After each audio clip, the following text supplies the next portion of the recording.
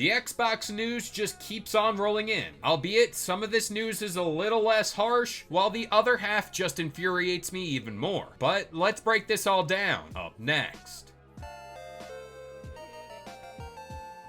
What's going on, guys? It's Kalo, and I'm here to give you the lowdown on all things gaming. And if you're new here, feel free to subscribe to this channel for weekly video game news content. Drop a like on the video, and welcome to the Weekend XP Share. Alright, full disclosure, this episode was supposed to be a half and half type deal. We had a little Switch 2 rumors to go over, we had a little Xbox stuff to talk about, as if we haven't talked about that enough. But things change on the fly with the gaming news, so here we are. But stay tuned for the Switch 2 stuff in tomorrow's video. Just kind of putting that out there. So up first, let's talk about Game Pass and Call of Duty. Seeing how there were some big questions around this idea of that iconic game coming to the platform. Aside from the questions around Hi-Fi Rush as of late, and smaller titles existing on the platform, The Verge raised some valid points in a new report that chats a little bit more about this prospect of Call of Duty coming to Game Pass day one. Quote, Microsoft has had internal debates about whether to put new releases of Call of Duty into Game Pass. I understand this is a debate that has been ongoing internally for quite some time, with concerns from some that the revenue that Call of Duty typically generates for Activision Blizzard will be undermined by Game Pass. I am told that Microsoft has also considered increasing the price of Game Pass Ultimate. Again, these are only considerations, so a final decision could mean we still see a future Call of Duty release appear in most versions of Game Pass. The debate internally reflects that Microsoft's Xbox strategy has shifted from delivering its games exclusively into Game Pass to consider bringing more Xbox games to multiple platforms. So, given the past week, there are very important things to note here. And the main one being that this is just a consideration right now. More on that in a little bit.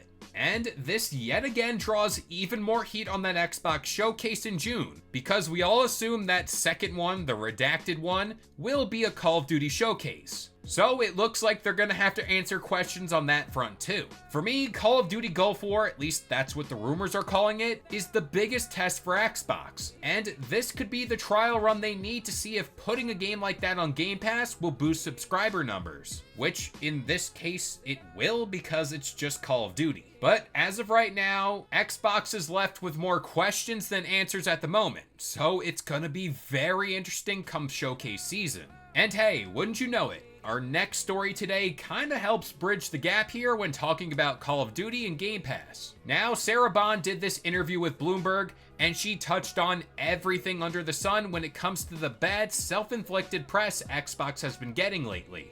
But up first, let's talk about Call of Duty, since that's what we've been talking about. Then we're gonna dive into Tango, again.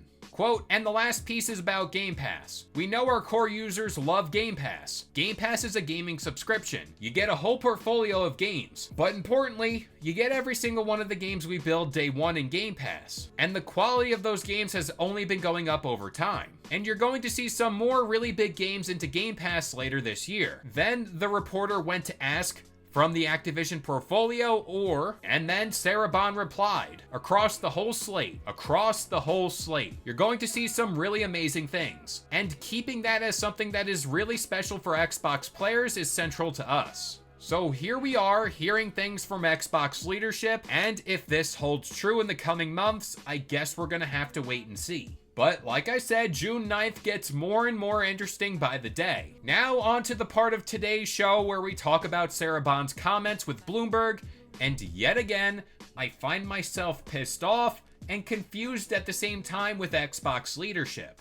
So this interview, as you can tell, is quite a long one, so I do recommend you go check it out, especially if you want more answers. But the part of the interview that stuck out the most to me was this whole Tango Gameworks bit. She was asked the burning question we all had. Why on earth would you close a studio that had an award-winning game with commercial success just a year after its release? Now, bear with me, this is a long quote. You know, one of the things I love about the game industry is it's a creative art form, and it means that the situation and what success for each game in the studio is also really unique. There's no one-size-fits-all for it to us. And so we look at each studio, each game team, and we look at a whole variety of factors when we're faced with making a decision and trade-offs like that.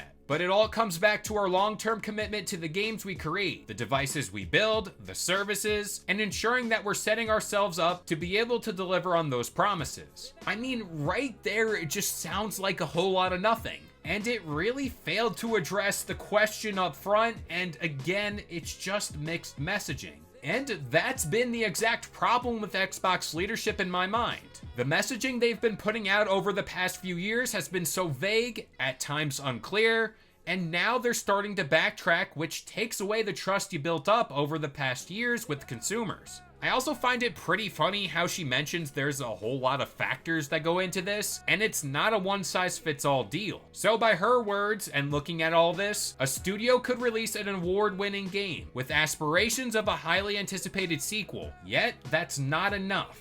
But with all that being said, I'm gonna pass it off to you guys. Where do you guys stand with Xbox as of right now? And I'm looking at the whole brand. For me, I've been saying this. I can't believe I'm about to say this. I haven't been this down on Xbox since the days of the Xbox One. That's really telling. But that about does it here. I've been KLO, I gave you the lowdown on all things gaming, and if you're new here, feel free to subscribe to this channel for weekly video game news content. Drop a like on the video, and this has been the Weekend XP Share.